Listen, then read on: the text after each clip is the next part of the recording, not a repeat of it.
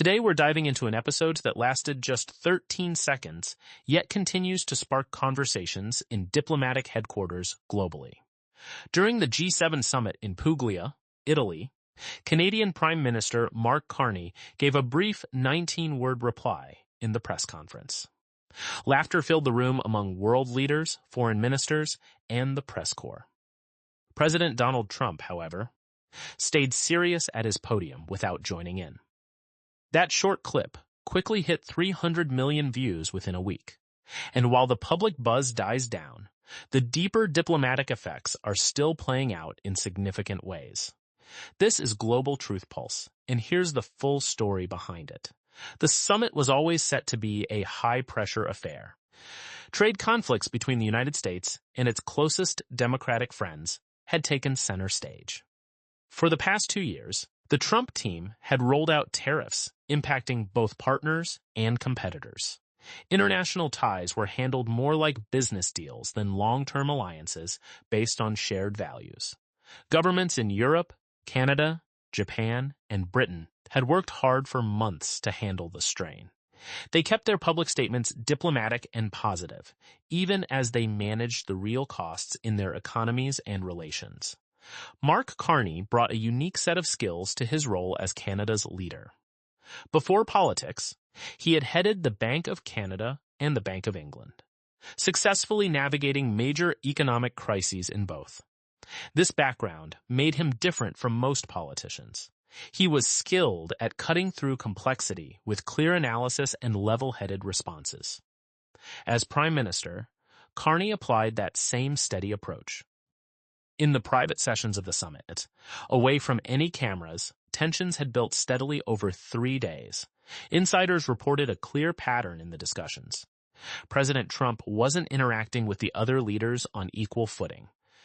He would talk over their points, ignore or dismiss their input, and generally treat them more like they were there to receive directions than to collaborate as partners. The other participants stuck to their strategy of staying patient, choosing words carefully, and keeping their irritation private. On the last morning, the final session centered on coordinating trade efforts. Carney's delegation had put in extensive preparation over months for a thorough proposal on making supply chains more robust and reliable. He had been speaking for about 14 minutes when President Trump broke in.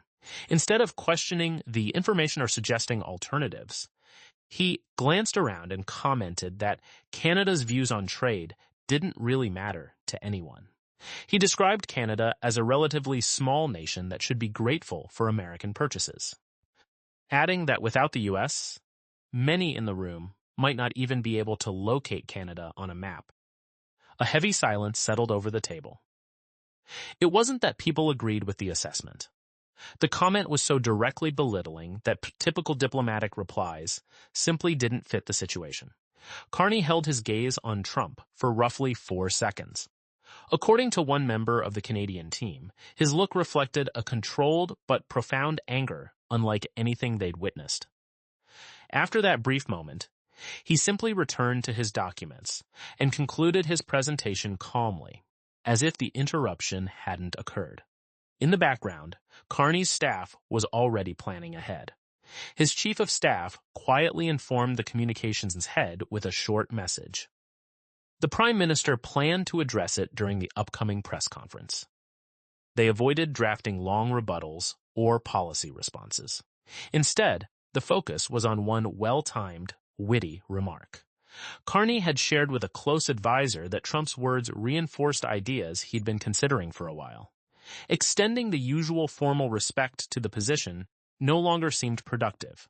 Rather than a head-on clash that might raise tensions, he chose a different tactic, to subtly lower the perceived status. Diplomats recognize this as an important difference. Direct escalation acknowledges the other as a formidable rival, whereas this approach sends a different signal.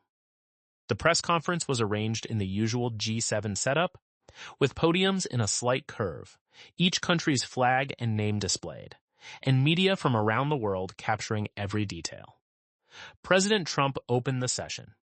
He praised the summit as a great achievement, took credit for outcomes that were already in progress, and suggested the other leaders were highly impressed by American direction.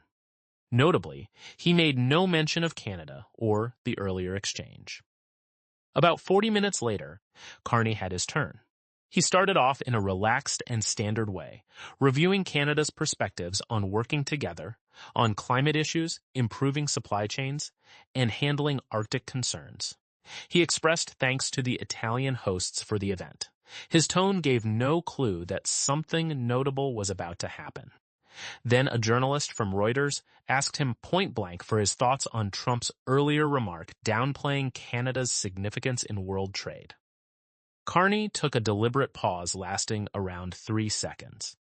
It was enough time for note-takers to look up, for cameras to adjust focus on him, and for fellow leaders to turn their attention his way. He gave a small tilt of the head, and a subtle smile of quiet amusement appeared.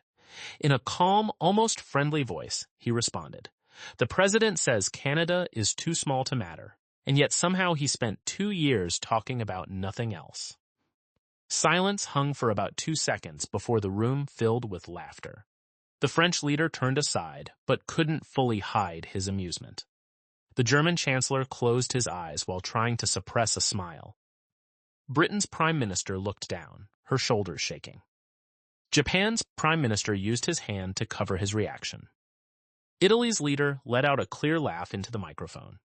Cameras caught Trump's face from several angles, showing his tightened jaw, hands firmly on the podium, and face flushing with color. He stayed frozen as the laughter echoed. Without dwelling on it, Carney smoothly transitioned back to his usual professional style. He handled a couple more questions regarding Arctic matters and cooperation on semiconductors before ending with the customary appreciation. This effortless shift back to normal proceedings made the response even more powerful. It suggested that the comment was just an appropriate and expected reply to the way things had been handled. Less than 30 minutes passed before President Trump was active on social media. He referred to Carney as a banker who failed in politics and couldn't handle even a simple venture. He called him one of the weakest leaders Canada had seen and promised additional tariffs targeting Canadian products. The leaders who laughed were labeled as lacking strength and showing disrespect. Advisors at the White House had pushed for a more restrained reaction, with one source saying the smart move with a joke is to let it pass without response. That suggestion was quickly set aside. The team prepared several draft statements that were more balanced, but they were not used. Those who were there described the mood among the staff as the most difficult they had faced during the administration's time. The clip went viral fast, reaching 300 million views by week's end and becoming one of the most circulated political moments online. However, the lasting impacts were developing out of the spotlight. In the following days, several ambassadors from friendly nations shared insights with reporters about evolving attitudes toward dealing with the United States. One ambassador spoke of ending the era of just going through the motions of respect, where U.S. stances were given weight mainly because of America's strength instead of their own merits. Another explained that the open laughter brought into the light what had been whispered in private meetings, and once seen publicly, it's tough to pretend it didn't happen. A different one noted that their team now approaches U.S. discussions, like preparing to deal with a challenging family member instead of a major strategic partner. The underlying power balance remains, but the tone in meetings has shifted noticeably. Soon after, a few upcoming top-level bilateral meetings were reduced to lower-level discussions. Japan's Foreign Office put out a statement that carefully avoided any mention of U.S. leadership, something observers saw as intentional.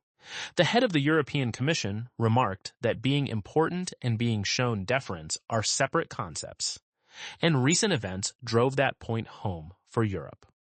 Polling in America captured a parallel reaction. 68% of Americans said they had seen the video. Among independent voters, 58% indicated it reduced their confidence in how the U.S. is viewed internationally. Interestingly, the blame wasn't placed on the Canadian leader. Instead, people recognized that having allies laugh at the president on camera creates a credibility issue that extends past any one argument or trade disagreement. Voices from the business community joined the discussion. The CEO of a prominent American company told a major financial paper that negotiations with European counterparts feel different now that everyone has seen the clip. It's not outright conflict, but a sense of amusement that can be even more damaging because it shows they're not taking things as seriously. A market analyst on Wall Street pointed out that the incident created what he termed a lasting reduction in how much weight is given to American positions in global talks. Of course, specific tariff issues might get negotiated away, and trade pacts can always be reworked. Yet the recollection of that laughter in the summit room doesn't fade with policy tweaks. This element is what elevates this short exchange above a simple viral sensation. All the leaders who shared in that laughter will bring it with them to future discussions involving the United States. Expert insights from fields like negotiation theory and psychology highlight how dynamics change after such a moment. Individuals tend to give less ground, challenge more readily, and view aggressive statements with less gravity. Since this change happens on an intuitive level, formal diplomacy struggles to fully counteract it. So what lies ahead? Drawing from the events of the last 2 years, there seem to be two plausible directions. The administration could take stock of the real costs to U.S. influence and move toward more traditional ways of partnering with allies. Alternatively, they might push back with increased economic measures and maintain a tough stance, which would likely make the difference between America's official strength and its effective role even more pronounced. Recent history suggests one path has been favored so far, but things can always evolve. In the end, those 13 seconds recorded at the press conference in southern Italy have already changed the setting in which the world's major democracies interact with the United States. The big question is whether the coming response will help bridge that divide or cause it to grow larger, influencing the direction of American foreign policy for years to come. What do you believe will happen moving forward? Please share your perspectives in the comments section. Make sure to subscribe to Global Truth Pulse for straightforward daily analysis of important U.S. and international political developments. This presentation was assisted by AI tools with facts drawn from established news organizations. Viewers should always review original reports to get the complete context.